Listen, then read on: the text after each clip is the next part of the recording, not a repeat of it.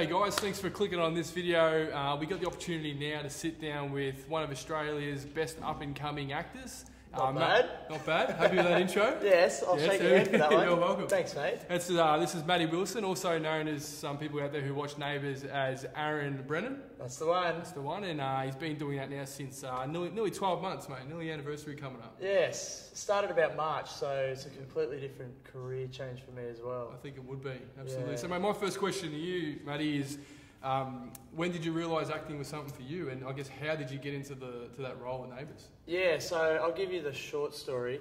I kind of, at first, I won a competition, a tradie competition. Yep. Right, and then I had to do live speaking, and public speaking was like my biggest fear.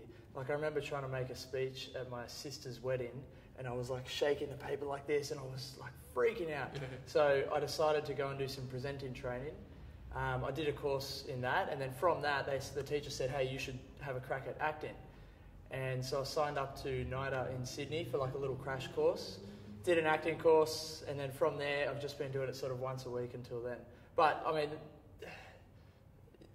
for me, acting has never really been like a long career path, and I think that's what's been my positive side to that. Like my benefit is that I've never sort of put everything on the line for this. No. I've treated it as a hobby, and that's it. And so I've enjoyed every second of it. Yeah, not taking it for granted. Yeah, as well, yeah, enjoying exactly. each day. Yeah, and so to be able to turn like your hobby into your career, like imagine being a snowboarder full time. Yeah.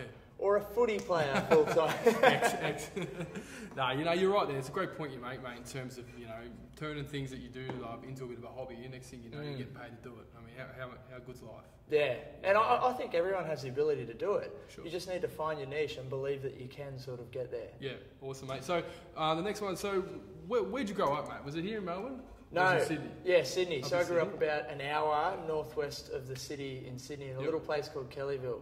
Yep. We had 2 horses, 5 goats, 1 sheep, a couple of chickens, nice, and 5 acres and a pair of footy posts in the paddock.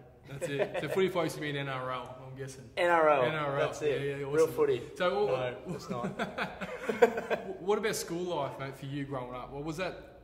Did you go through any challenges there in terms of maybe perhaps any bullying or anything like that through your high school years? Yeah, this is something that I've always sort of thought in my head, but I've never actually spoken to anyone about it. Like, I reckon that during my schooling life, I looked at it the complete wrong way. Like, I could focus, and I knew that if I put focus into something, I could be great at it. I was the best in my whole school for science. I was I was probably in the top 10 for mathematics. Every other subject, I didn't really care about, and I absolutely bombed them. Yeah. And I left school when I was 15, but I think I was looking at it completely wrong. Like, I remember going into class, and all I was concerned about was, there's a cool kid over there. How are his legs? Are his legs open? He doesn't have his legs closed because that means he's got a small dick. Yeah. So he's got his legs open. Oh no, he wears his bag on one shoulder. So he's speaking to these people. He's lying down in his chair. So I'd just try and mimic what I thought was the cool kids at school. And the whole time I was just not even focused on who you are and what you wanted to be. Yeah, exactly. Yeah. And so in that aspect, I think my schooling life was like just me trying to fit in. And time, knowing what I know now, I would have done school so different. Yeah. So you mentioned you left school at 15? Yeah. Trade? Yeah. Yep. So there'll be a lot of kids watching this video now who, in the country areas around Australia, who are probably in the same position. They might leave school because of a trade, which it can work out, and something that works out successful for a lot of blokes. But, why did you do a trade? Public school wasn't for you? Or?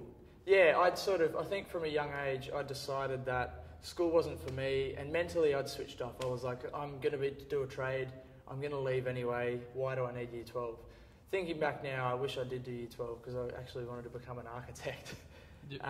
But I remember I was complaining at the dinner table to Dad how I wanted to leave school on the Monday. On the Wednesday, he called me up at lunchtime at school and said, what are you doing this afternoon? I'm taking you to a building site, where he introduced me to the boss. And on the Thursday, I resigned from school, I quit, and I started on the Friday. Well, and that was it, 15 years old. Yep. And it kind of straightened me out because I wasn't concerned about trying to be the cool kid anymore. No, yep. No, good. So, mate, next one would be in terms of looking at the youth today. what would be some of the challenges you think that they face compared to, you know, blokes like us when we were growing up? I mean, social media is a big thing now. Oh, you know, massive. So what would be some of the challenges you think young people face today? Yeah, I think social media is got to be the biggest one, and I can't imagine what it would have been like growing up with us. Like, we didn't really have Instagram when we were growing up. Facebook wasn't really a thing. You sort of had MSN Messenger. But I think it's the biggest challenge for kids today is growing up. Like, you're going to look at other people's Instagram pages, and it's just going to be full of exciting things and people doing amazing things. And the minute that you don't have that going on in your life, you're going to think that you're doing it wrong.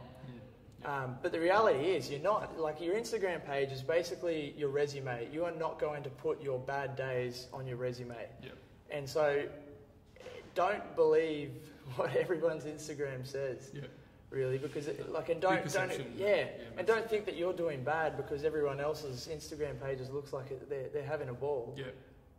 It's bullshit. No, I remember I use an example when I speak to especially the young females and that, because the whole, you know, the fitness thing that drives them a lot to look a certain way and eat a certain way or whatever it may be. But I remember using an example. I went out one night and I saw this group of girls across the room, and I actually was following one of them on Instagram. Right. And I was looking at her Instagram page, and they took a photo and made them look like they were having the best night of their lives. But when I actually looked over and seeing what they were doing, mate, they were sitting in the corner miserable on their phones. They weren't even smiling. You know, so you're exactly right from that perception point of view that it's not reality. No, not at all. You can't let your life be judged by someone else. Well, I think that point hits home for me because I was the kid who looked at the other cool kids and I tried to mimic them. So if I had like a Facebook back then, it would have killed me. Sure. I would have just been trying to be like all of these other people and not focusing on myself. So, all right. So having said that, mate, looking back now, you know, let's say an opportunity now to speak to Matt Wilson at the age of